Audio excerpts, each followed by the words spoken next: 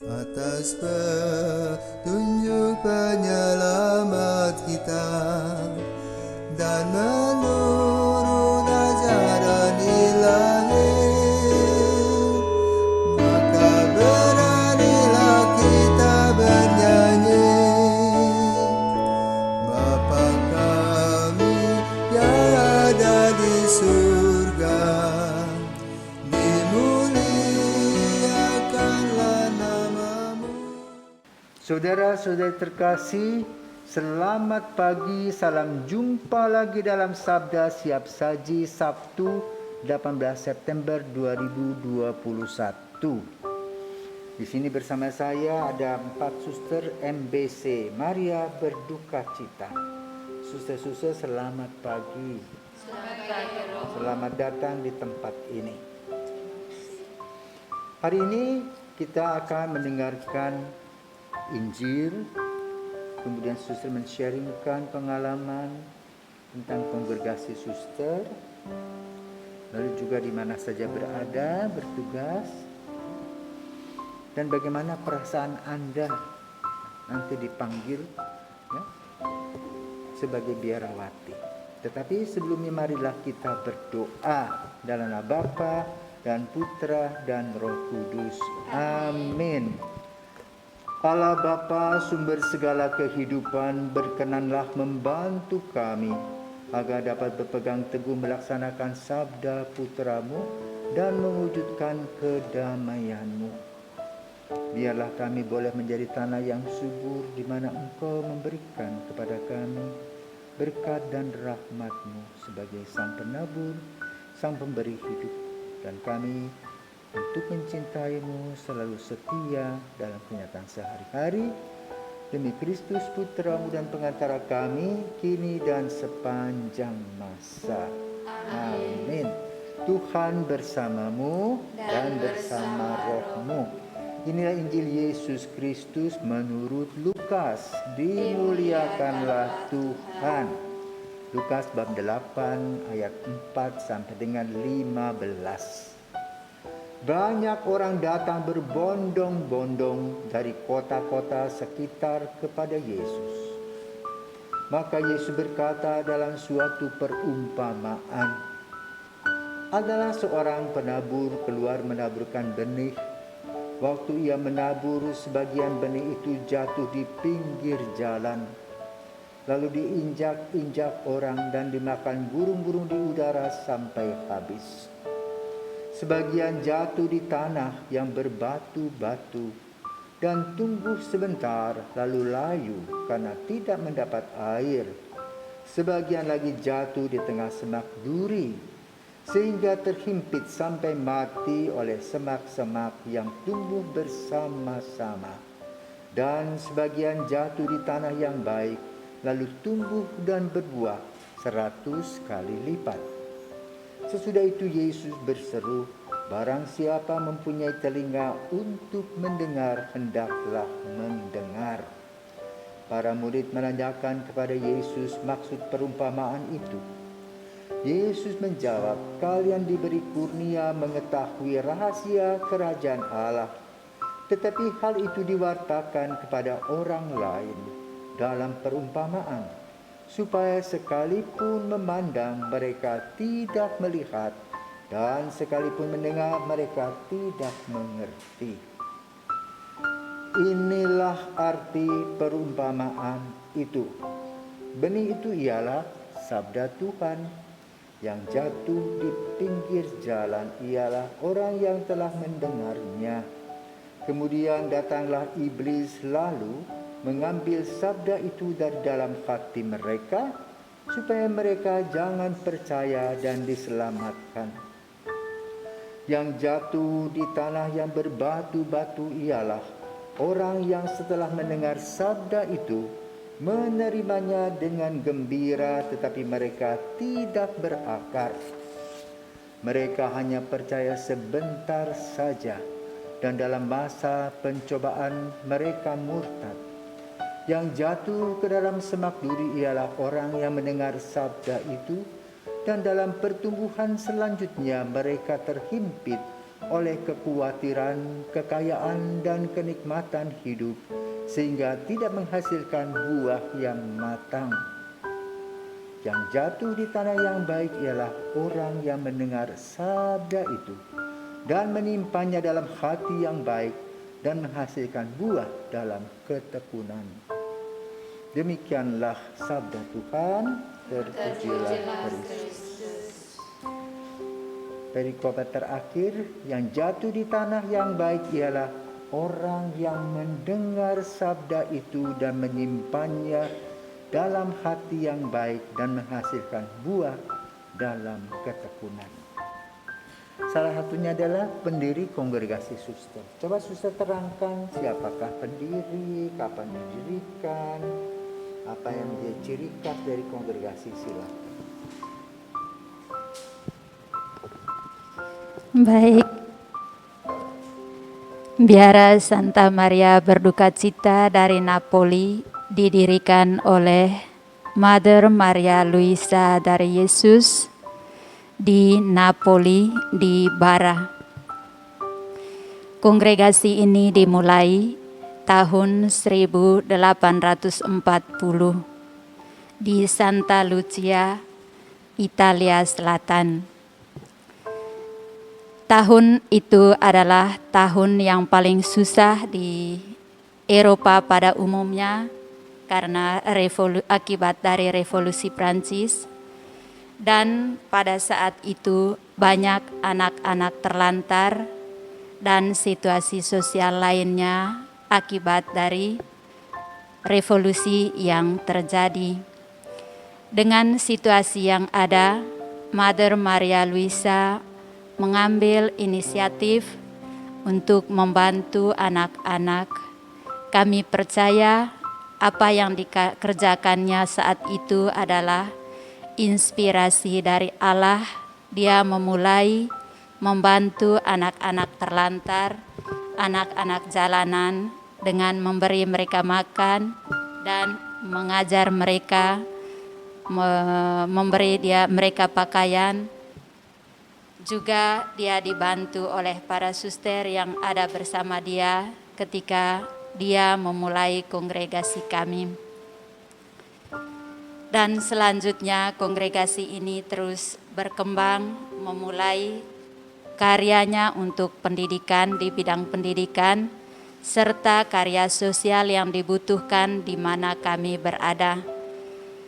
Dan kongregasi kami sampai sekarang sudah hadir di beberapa negara dengan karya masing-masing, dimulai dari Italia ke Kanada, Meksiko, ke Filipina, Indonesia, Madagaskar, dan Vietnam. Kami tetap berdoa untuk tetap berkembang di negara-negara lain dan tempat lainnya untuk karya pelayanan kami. Dan yang paling penting adalah kita melihat situasi sosial untuk berkarya. Meskipun kongregasi kami berkarya di bidang pendidikan, tetapi tidak menutup kemungkinan untuk berkarya di bidang lain sesuai dengan kebutuhan lokal. Suster, kongregasi suster ini pertama kali di Indonesia di mana? Pertama kali dibuka di Ruteng. Sudah berapa anggota sekarang orang Indonesia? Untuk orang Indonesia ya hampir 70-an. Dan mereka berada di mana sekarang? Yang lain berkarya sekarang ada di Italia, di Kanada, di Filipina, ada di Vietnam. Oh, Vietnam. Iya. Ya, saya dengar ada suster mau berangkat ke Italia. Ya. Di sana akan bekerja, akan apa, bagaimana? Ya, untuk sementara yang kami yang pertama untuk berangkat, pertama harus belajar bahasa. Terus nanti dilihat kalau sudah fasih bahasa, nanti diutus untuk sekolah, untuk ke universitas. Terus nanti mereka diperbolehkan untuk mengajar anak-anak. Ada berapa sekolah di Italia? Untuk sekolahnya ada di komunitas, ada berapa komunitas, kami ada TK dan juga SD. Ada juga yang Silonido itu untuk anak-anak yang umur 2 tahun. Rasanya saya pernah ke Sarden ya. Sardenia ada ya, suster MBC itu. TK, Tidak ada. bukan? Bukan. Baik. Nah, saya berpikir bahwa Maria Luisa. Mother Luisa berpikir tentang Maria menangis karena situasinya waktu itu luar biasa, menyusahkan. Ya, maka dengan memperingati Maria berduka cita tanggal berapa? 15 September. Dia memulai dengan karyanya, ya. Dan luar biasa sekarang ini memasuki tahun 179 tahun dan boleh katakan mengembangkan sayap. Dan Suster Maria Luisa ini merupakan juga tanah subur seperti yang diuraikan dalam Injil tentang penabur pada hari ini.